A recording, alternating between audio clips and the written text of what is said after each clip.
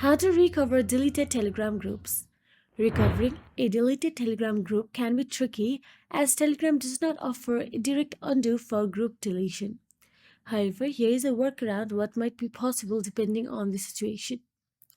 So first of all, if the group was left by mistake, not deleted, you or another admin may have just left the group instead of deleting it. In that case, you can rejoin the group if it is public. Ask another admin to re-invite you if it's private. If you were the only admin, Telegram might promote another active member to admin as well. Also, if you are unsure what happened, then try this.